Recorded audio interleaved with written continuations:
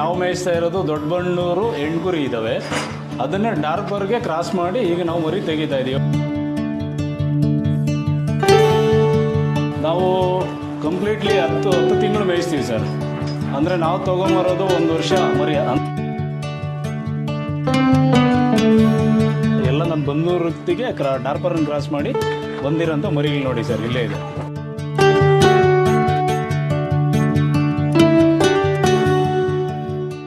Sir Munegowda ಅಂತ, ನಿತ್ತನಹಳ್ಳಿ ಗ್ರಾಮ, ಜಂಗಮಕೋಟೆ ಹೋಬಳಿ, ಶಿಡ್ಲಘಟ್ಟ ತಾಲೂಕು, ಚಿಕ್ಕಬಳ್ಳಾಪುರ ಜಿಲ್ಲೆ.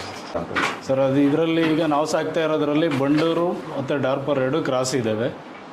ಬಟ್ ಇದನ್ನು ಸೆಲೆಕ್ಷನ್ ಮರಿ ಸೆಲೆಕ್ಟ್ ಮಾಡಿ ಸಾಕೋದ್ರಿಂದ ಮರಿ ಚೆನ್ನಾಗಿ ಗ್ರೋತ್ ಬರುತ್ತೆ, ಡೆವಲಪ್ಮೆಂಟ್ ಆಗುತ್ತೆ ಅಂತ ನಾವು ಈ ಬ್ರೀಡನ್ನು ಸೆಲೆಕ್ಟ್ ಮಾಡ್ಕೊಂಡಿದ್ದೀವಿ ಸರ್. ಇದು ಬಿಗಿನಿಂಗ್ ಡೇಸಲ್ಲಿ ನಾನು ನೋಡ್ದಂಗೆ ನೀವು ಬರೀ ಬಂಡೂರನ್ನ ಮಾತ್ರ ಸಾಕ್ತಿದ್ರೆ.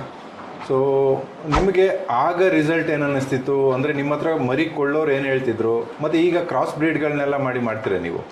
ಅಂದರೆ ಬಂಡೂರು, ಡಾರ್ಪರು, ಬೇರೆ ಬೇರೆದೆಲ್ಲ. ಸೊ ಈಗೇನಿದೆ ಬಂಡೂರಿಗೂ ಬೆಲೆ ಇದೆ, ಈಗಲೂ ಇದೆ. ಬಟ್ ಅದು ವೆಯ್ಟ್ ಜಾಸ್ತಿ ಬರೋಲ್ಲ. ಅದಕ್ಕೋಸ್ಕರ ಇದನ್ನು ಸ್ವಲ್ಪ ಮಾಡಿಫೈ ಮಾಡೋಣ ಅಂತ, ಇದನ್ನು ಸ್ವಲ್ಪ ಡೆವಲಪ್ಮೆಂಟ್ ಮಾಡೋಣ ಅಂತ ವೆಯ್ಟ್ ಜಾಸ್ತಿ ಕೇಳ್ತಾ ಇದ್ದಾರೆ ಈ ಮಾರ್ಕೆಟಲ್ಲಿ. ಅದಕ್ಕೆ ಇದನ್ನು ಸ್ವಲ್ಪ ಕ್ರಾಸ್ ಬ್ರೀಡ್ಗೆ ಬಂದಿದ್ದೀವಿ ಸರ್. ಇತ್ತೀಚೆಗೆ ಏನಾದರೂ ಬಂಡೂರಿನ ವ್ಯಾಲ್ಯೂ ಏನಾರ ಕಳ್ಕೊತಾ ಇದೆಯಾ? ಅಂದರೆ ಸುಮ್ಮನೆ ಅಂದರೆ ಜನರಲಿ ಇದು ಇದೆಯಾ? ಅಂದರೆ ಬಂಡೂರು ತುಂಬ ಎಕ್ಸ್ಪೆನ್ಸಿವು, ಅದು ಒಂಥರ ಮನೆಯಲ್ಲಿ ಶೋಕಿಗಿಡೋ ಅಂತ ಬ್ರೀಡು ಅನ್ನೋ ಥರ ಏನಿದೆಯಾ? ಏನೂ ಇಲ್ಲ ಸರ್, ಮಾರ್ಕೆಟ್ ಚೆನ್ನಾಗಿದೆ. ಬಂಡೂರಿಗೆ ಇವತ್ತು ಮಾರ್ಕೆಟ್ ಚೆನ್ನಾಗಿದೆ.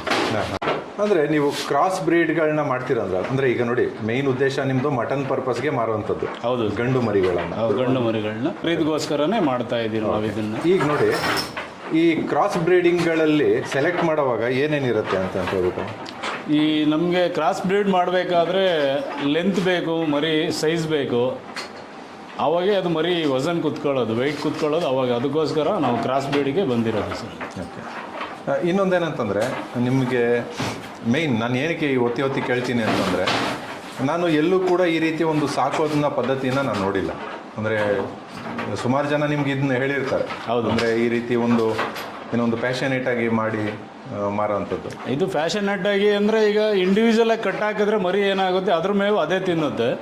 ಬಟ್ ಈಗ ನಾವು ಅದನ್ನು ಕೂಡ ಹಾಕ್ಬಿಟ್ಟು ಮೇಯಿಸಿದಾಗ ಏನಾಗುತ್ತೆ, ಯಾವುದಕ್ಕೆ ಜ್ವರ ಬಂದಿದೆ ಅಂತ ಐಡೆಂಟಿಫೈ ಮಾಡೋಕ್ಕೂ ಆಗಲ್ಲ, ಕಾಯಿಲೆ ಮತ್ತು ಇದ್ರದ್ದೆಲ್ಲ ಐಡೆಂಟಿಫೈ ಮಾಡೋಕ್ಕಾಗಲ್ಲ. ಮತ್ತು ಬಲಿಷ್ಠವಾಗಿರೋದು ಏನು ಮಾಡ್ತದೆ, ಮೇವು ಜಾಸ್ತಿ ತಿನ್ಬಿಡುತ್ತೆ. ಈ ಸ್ವಲ್ಪ ವೀಕ್ ಇರೋ ಮರಿಗೆ ಮೇವು ಸಿಗಲ್ಲ ಅವಾಗ ಕೂಡ ಹಾಕಿದಾಗ. ಇಂಡಿವಿಜುವಲಾಗಿ ಸಪ್ರೇಟ್ ಕಟ್ ಹಾಕಿದಾಗ ಅದ್ರ ಮೇವು ಅದಕ್ಕೆ ಇವಾಗ ಯಾವ್ದು ವೀಕ್ ಇರುತ್ತೆ ಮರಿ, ಅದಕ್ಕೆ ಸ್ವಲ್ಪ ಫೀಡ್ ಎಕ್ಸ್ಟ್ರಾ ಮಾಡ್ಕೊಂಡು ಅದನ್ನು ಈ ಲೆವೆಲ್ಗೆ ತರ್ಬೋದು ಅಂತ ನಮ್ಮ ಕಾನ್ಸೆಪ್ಟ್.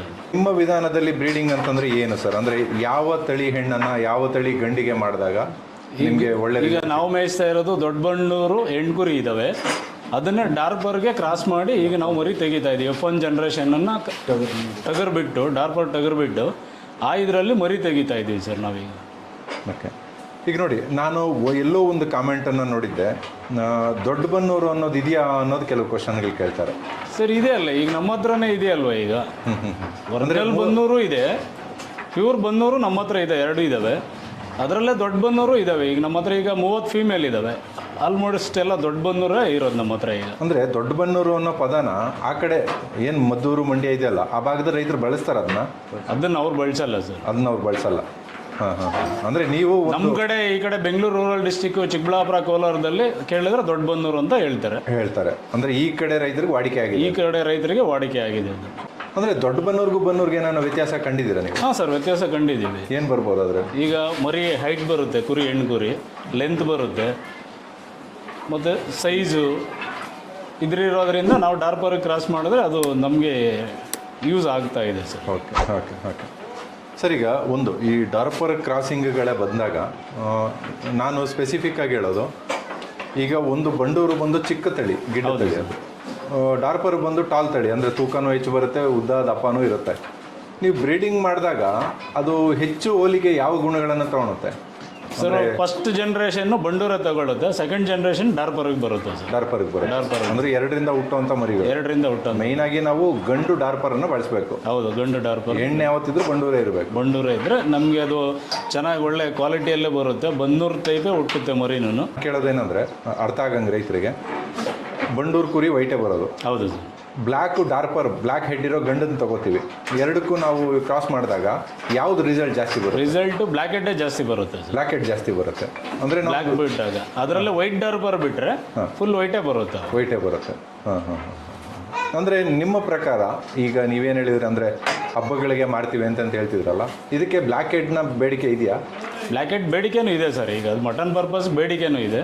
ಬಟ್ ಇದು ವೈಟ್ ಹೆಡ್ನ ನಾವು ಏನಕ್ಕೆ ಪ್ರಿಪ್ರೇಷನ್ ಮಾಡ್ತಾ ಇದ್ದೀವಿ ಅಂದರೆ ಮಾರ್ಕೆಟಲ್ಲಿ ಸ್ವಲ್ಪ ವ್ಯಾಲ್ಯೂ ಕಾಸ್ಟ್ ಜಾಸ್ತಿ ಬರುತ್ತೆ ಅಂತ ವ್ಯಾಲ್ಯೂ ಇದೆ ಮಾರ್ಕೆಟಲ್ಲಿ. ವೈಟ್ ಪೇಸ್ಗೆ ಸ್ವಲ್ಪ ಈಗ ಮೇಯ್ಸೋರ್ಗೂ ಬ್ಲ್ಯಾಕ್ ಹೆಡ್ ಅಂದರೆ ಸ್ವಲ್ಪ ಯೋಚನೆ ಮಾಡ್ತಾರೆ. ಅದು ಮಟನ್ ಪರ್ಪಸ್ಗೆ ಪಕ್ಕ 100% ಅಂತೂ ಹೋಗುತ್ತೆ. ಓಕೆ, ಅಂದರೆ ನೀವು ಹೇಳೋ ಪ್ರಕಾರ ಕೊಳ್ಳೋರು ಆಯ್ಕೆನೂ ಕೂಡ ವೈಟ್ ಹೆಡ್ಡನ್ನೇ ಆಯ್ಕೆ ಮಾಡ್ತಾರೆ ಜಾಸ್ತಿ ರೈತರು. ವೈಟ್ ಹೆಡ್ ಇದ್ರೆ ಸಣ್ಣ ರೈತರು ಕೂಡ ಡಾರ್ಪರ್ಗಳನ್ನ ತಗೊಂಡು ಬ್ರೀಡಿಂಗ್ ಮಾಡೋದು ಭಾರಿ ಕಷ್ಟ ಇದೆ. ಸಣ್ಣ ರೈತರು ನಾನು ಹೇಳ್ತಿರೋದು, ಯಾಕೆಂದರೆ 2 ಲಕ್ಷ 1.5 ಲಕ್ಷ ಈ ರೀತಿ ಹೇಳ್ತಾರೆ.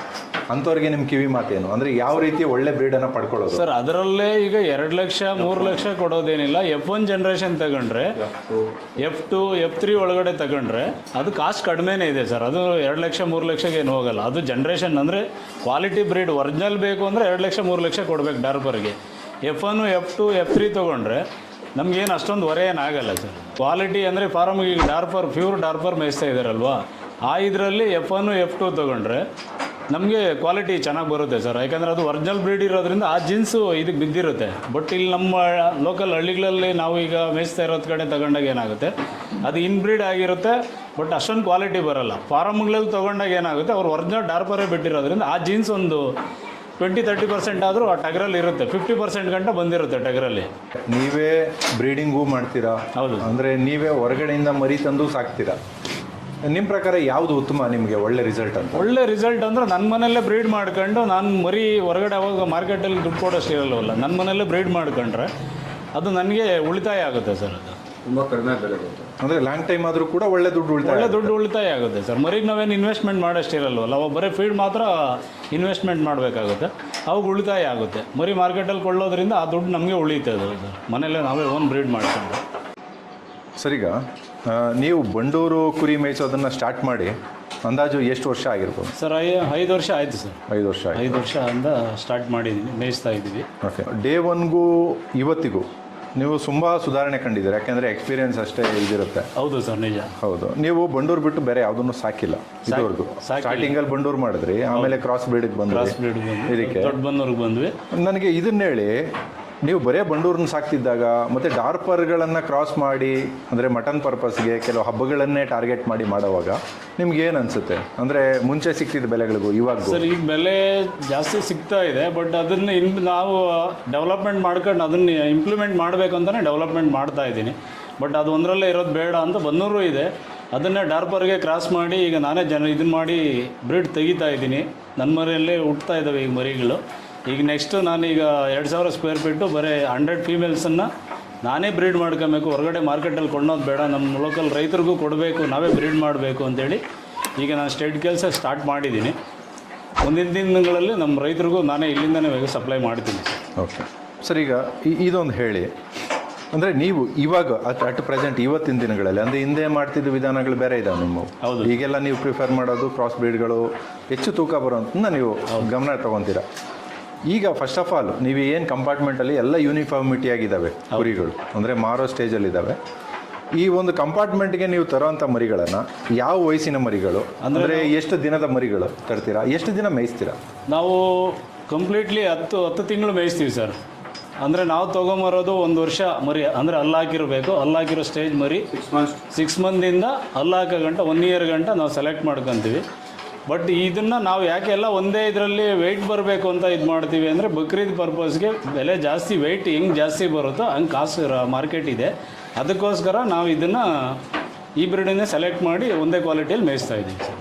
ಓಕೆ ಸರ್, ಇನ್ನೊಂದೇನೆಂದರೆ ಈಗ ನೀವು ಸಾಧಾರಣವಾಗಿ ನಮ್ಮ ನಾಟಿ ತಳಿಗಳನ್ನು ನೋಡಿರ್ತೀರ ಅಲ್ಲ? ನೋಡಿದ್ದೀವಿ ಸರ್. ನೀವು ಕಂಟಿನ್ಯೂಸ್ ಆಗಿ ಇದನ್ನೇ ಮಾಡೋದ್ರಿಂದ ಅವ್ರೇನಾದರೂ ಹೇಳ್ತಾರಾ, ಅಂದರೆ ಎರಡರಲ್ಲೇನಾದರೂ ಮಾಂಸದಲ್ಲಿ ರುಚಿ ವ್ಯತ್ಯಾಸ ಬರುತ್ತೆ ಅಂತ? ವ್ಯತ್ಯಾಸ ಬಂದೂರು ಡಾರ್ಪರ್ ಏನು ವ್ಯತ್ಯಾಸ ಬರಲ್ಲ ಸರ್. ಬಂದೂರು ಟೇಸ್ಟು ವರ್ಲ್ಡ್ ಫೇಮಸ್ ಆಗಿದೆಯಲ್ಲ ನಿಮಗೂ. ಹೌದು. ಆ ಜನ್ರೇಷನ್ ಇರೋದ್ರಿಂದ ಬಂದೂರನ್ನ ಯಾವುದೇ ಕಾರಣಕ್ಕೂ ಮಟನ್ ಟೇಸ್ಟ್ ಹೋಗಲ್ಲ. ಕಡಿಮೆ ಚೆನ್ನಾಗಿದೆ ಮಟನ್ ಟೇಸ್ಟ್. ನಾವೇ ಕೆಲವರೆಲ್ಲ ನಮಗೂ ಹೇಳಿದರು ನೆಗೆಟಿವ್ ಆಗಿಲ್ಲ, ಆ ಟೇಸ್ಟ್ ಬರಲ್ಲ ಅಂತ. ನಾವೇ ಸುಮಾರು ಸರಿ 2 ತಿಂಗಳಿಗೆ ಒಂದ್ಸರಿ ನಾವೇ ಇಲ್ಲೇ ಕಟ್ ಮಾಡ್ಕೊತೀವಿ ನಾವು ಸ್ನೇಹಿತರುಗಳೆಲ್ಲ ಸೇರಿ. ಕಟ್ ಮಾಡಿ ನಾವೇ ಅದನ್ನು ತಿಂದಿದ್ದೀವಿ, ಮಟನ್ ತಿಂದಿದ್ದೀವಿ. ಬಟ್ ಟೇಸ್ಟ್ ಏನು ಚೇಂಜ್ ಆಗಲ್ಲ, ಚೆನ್ನಾಗಿದೆ ಟೇಸ್ಟ್.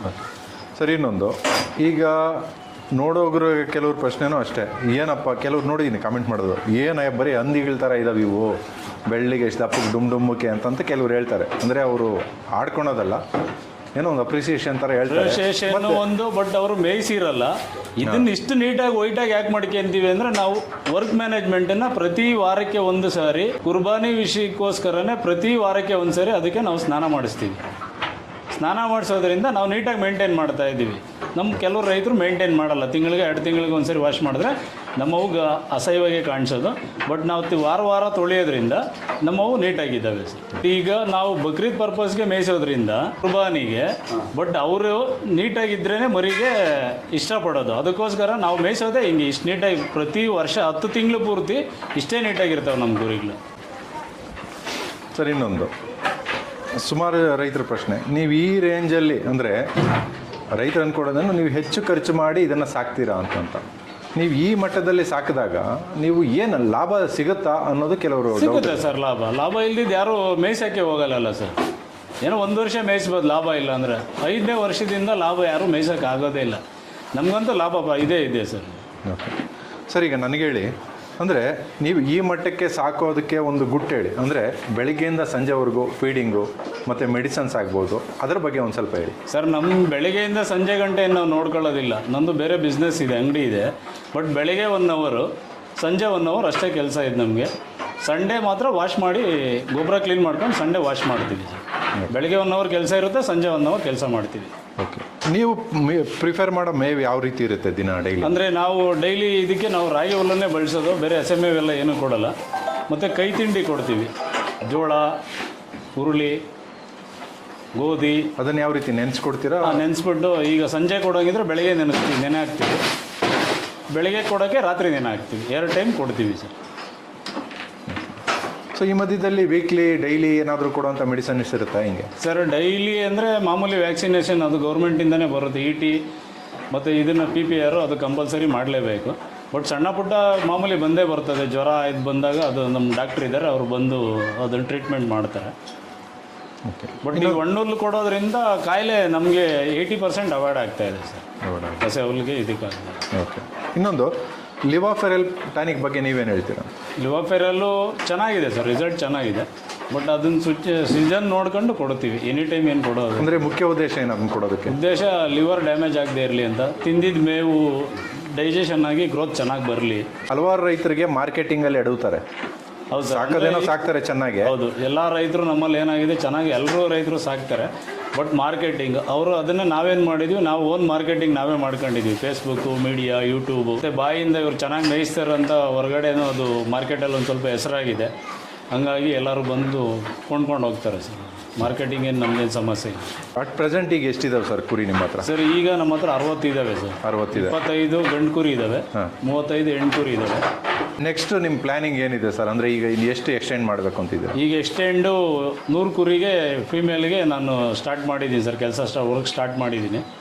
ಈಗ 2000 ಸ್ಕ್ವೇರ್ ಫೀಟಲ್ಲಿ ಹೈಟೆಕ್ ಶೆಡ್ ಮಾಡಬೇಕು ಅಂತ ಹೆಣ್ಣು ಕುರಿಗೆ ಸ್ಟಾರ್ಟ್ ಮಾಡಿದ್ದೀನಿ. ಬಟ್ ಇಷ್ಟನ್ನೆಲ್ಲ ನಾನು ಡೆವಲಪ್ಮೆಂಟ್ ಇದು ಮಾಡೋಕ್ಕೆ ನಮ್ಮ ಸ್ನೇಹಿತರು ಮಂಜು ಅವರು, ಕೃಷಿವಾಣಿ ಅವರು ಮಾರ್ಕೆಟಿಂಗನ್ನು ನಮ್ಮದು ಈ ಮಟ್ಟಕ್ಕೆ ಬರಬೇಕಂದ್ರೆ ಕಾರಣ ಅವರೇ. ತುಂಬಿರೋದು ಈ ಕೊಂಬರಿ ಬನ್ನೂರಲ್ಲಿ ಬಂದಿರೋದು ಸರ್. ಓಕೆ, ಇದು ಪ್ಯೂರ್ ಬನ್ನೂರು. ಮತ್ತು ಇದರಲ್ಲಿ ಬ್ಲ್ಯಾಕೆಟ್ ಇದೆಯಲ್ಲ, ನೀವು ಆವಾಗಲೇ ಕೇಳಿದ್ರಲ್ಲ ಬ್ಲ್ಯಾಕೆಟ್ ಡಾರ್ಪರ್ ಬಿಟ್ಟರೆ ಯಾವ ಥರ ಬರುತ್ತೆ ಅಂತ ನೋಡಿ ಸರ್. ಈ ಥರ ಬರುತ್ತೆ.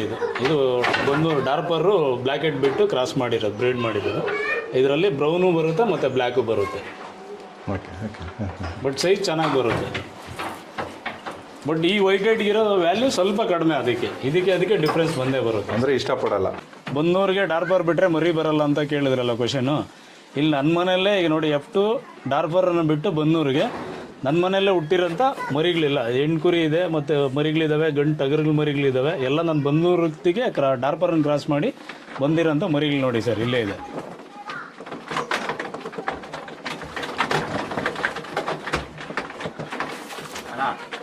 ಸರ್, ಇದು ತಾಯಿ ಬಂದು ಬನ್ನೂರು, ತಂದೆ ಬಂದು ಡಾರ್ಪರ್ ಕ್ರಾಸ್ ಆಗಿರೋದು F2ಗೆ. ಗಂಡು ಮರಿ ಬಂದಿದೆ ನೋಡಿ ಸರ್. ಈಗ ಅದು ಇದು ಒಂದು 10 ದಿವಸದ ಮರಿ ಸರ್. ಇದು 10 ದಿವಸದ ಮರಿ? ಹೌದು ಸರ್. ಅಂದರೆ ಡಾರ್ಪರ್ ಕ್ರಾಸ್ ಮಾಡೋದ್ರಿಂದ ಬೇಗ ಡೆವಲಪ್ಮೆಂಟ್ ಬರುತ್ತೆ ಅಂತೇಳಿ 4 ಇದು. ಈಗೆಲ್ಲ ಅಂದರೆ ಮಾರಕ್ಕೆ ರೆಡಿ ಇದ್ದಾವೆ ಸರ್, ಈಗ 4 ಈಗ ಇದು.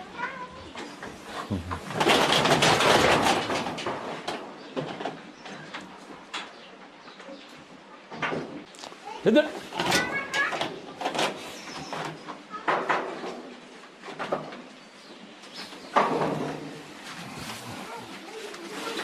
ಏ